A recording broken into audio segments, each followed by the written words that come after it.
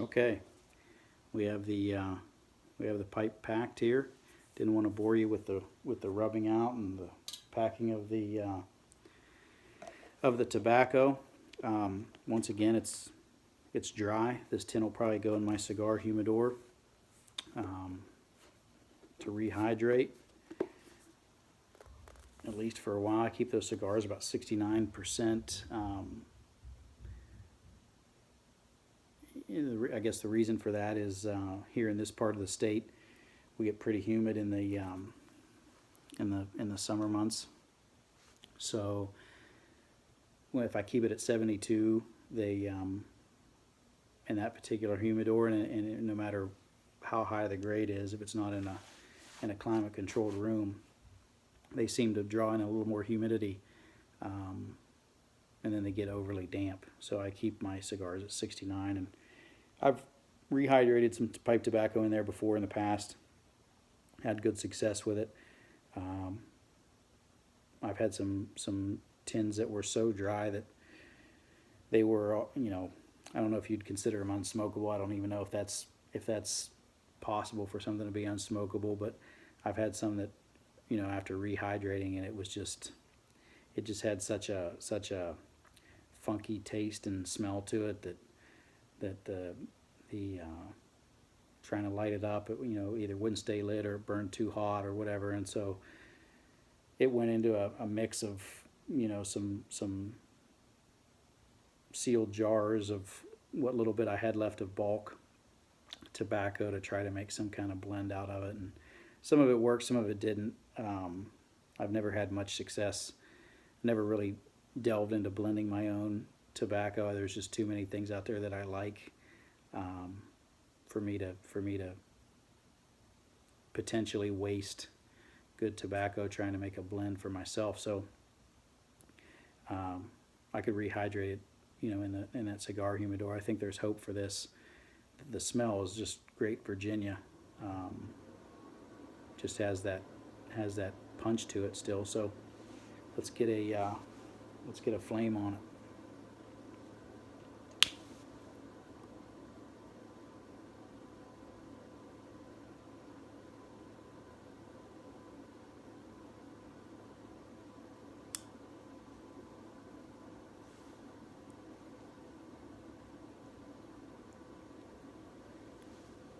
So the first few puffs on the charring light, it's nice. It's got a good flavor to it so far. We're just starting to get into it here. Let this settle for a second, a little tamp. See what happens after that.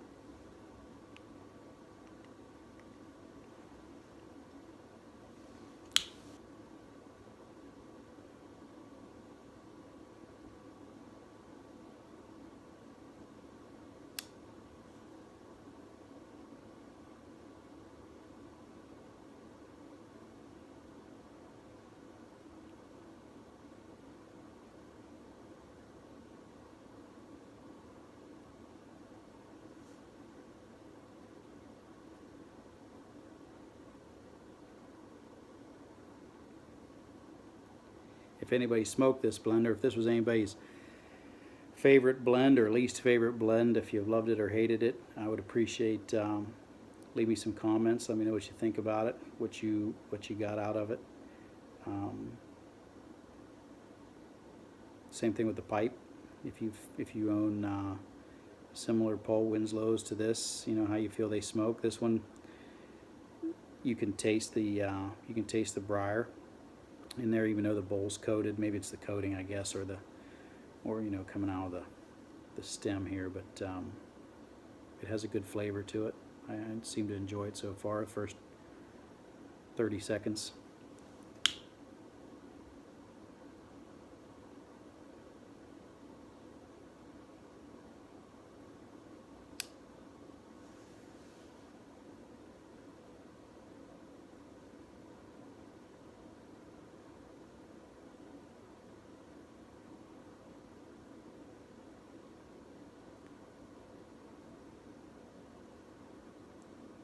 This has when I rub the flake out, I rubbed it out a little rougher than usual.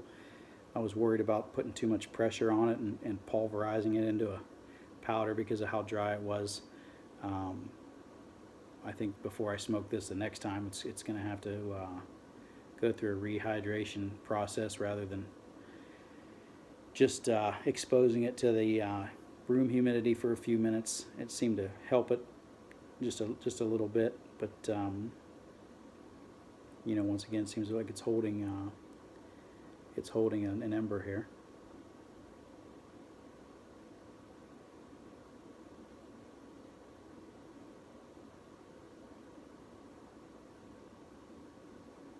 And yeah, it's just it's a nice tobacco. Doesn't seem to have much of a any type of tongue bite or anything like that. It's got a nice mouth feel. That may not mean a lot to some people, but for some reason it seems to mean something to me. It can make the difference in just enjoying a tobacco or really enjoying a tobacco when it has that heavier mouth feel, that heavier smoke feel, and on the draw. And yeah, I like this little pipe. It draws cool.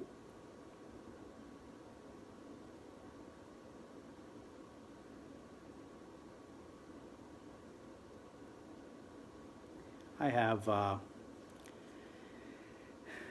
less than 20 higher grade pipes. Nothing, like I said, out of this world. I really enjoy the Northern Briars by Ian over from England. Bought my first one from him at the Chicago show. I really like that pipe.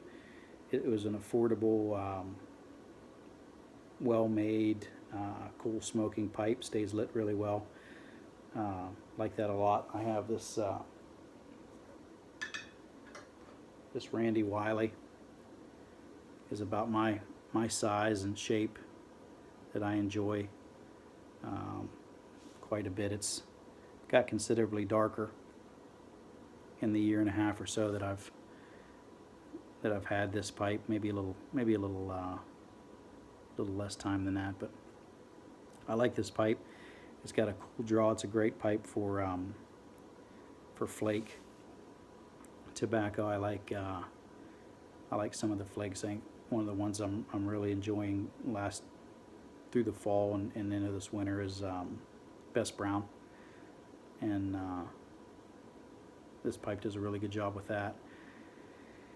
It doesn't seem to smoke hot at all. It keeps a nice ember, and the tobacco not constantly relighting. I have a Apollo Becker pipe that I enjoy a lot. It's a horn-shaped pipe, maybe more of a flake pipe as well as that narrow, deep bowl.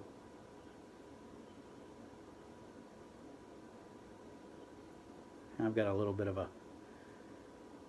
a flame on this left, but not enough to satisfy. So we'll give it another light here and see how long it'll last.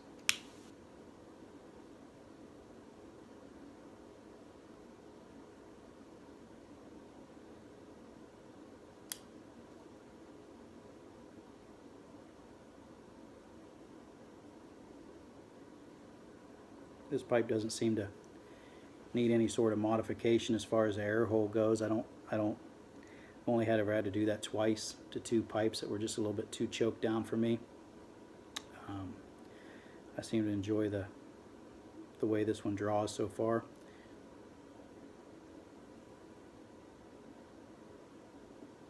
Got a little bit of a, I didn't hear it when it was empty, but it has a little bit of a whistle in it. It might just be the tobacco because of the rough cut. Get down there near the air hole and seem to make a little bit of a sound. It's not annoying, but it's certainly there. So hopefully that goes away as we get down further into this bowl. But I'm still enjoying this tobacco. This it has a nice clean taste to it.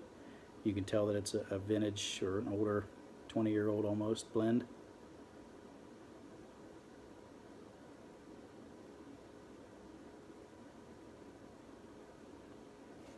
I really enjoy that. It has that, it has some good quality to it. So I've got 2 more tins of this Ashton. Traded 3 tins total for that pipe.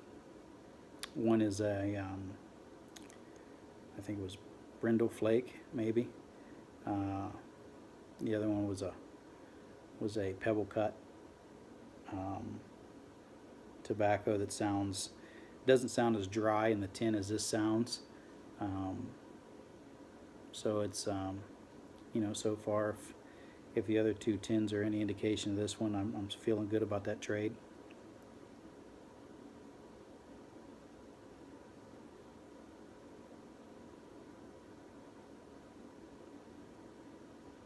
It is Christmas Day. It's early afternoon here in Ohio. It's above average temperature outside. Yesterday it was into the mid 40s, and today it's in the high 30s, I believe. So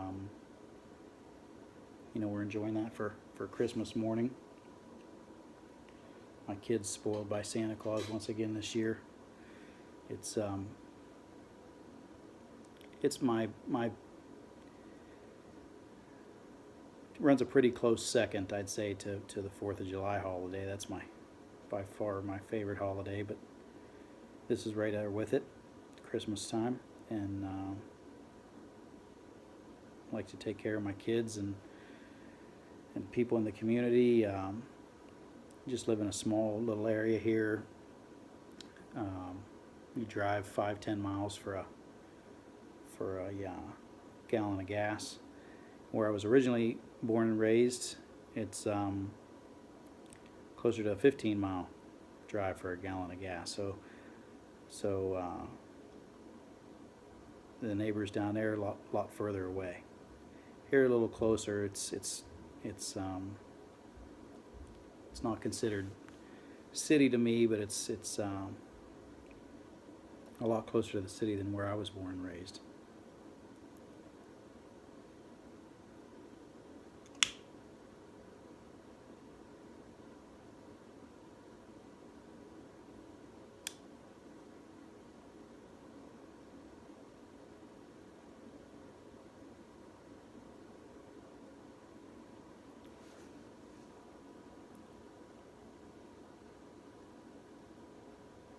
Yeah.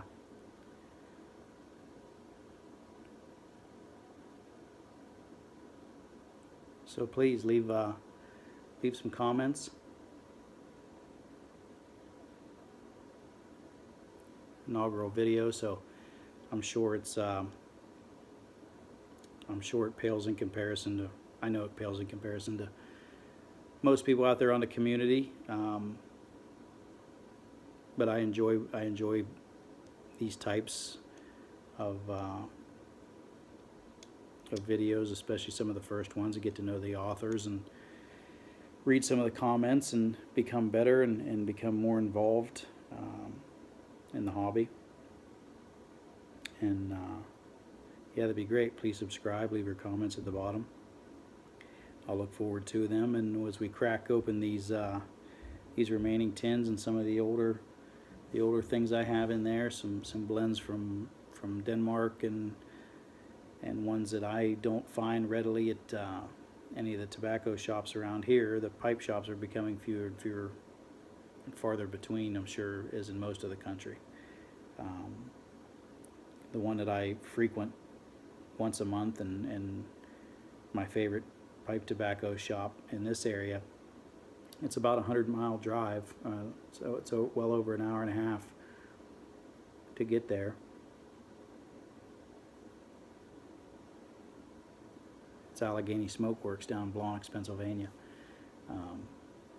Great community down there. There's guys down there in that club that have forgotten more than I'll ever know about this hobby, and I just enjoy making that trip once a month with those guys. And we'll definitely be attending the Chicago show this year, so I'm excited about that. I'm going to buy a few pipes out there and expand the collection a little bit.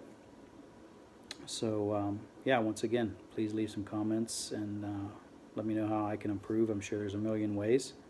Let me know what you liked, and if there's a want and a need, we'll keep them coming. So for now, we're going to sign off. Thanks so much for watching. Talk to you soon.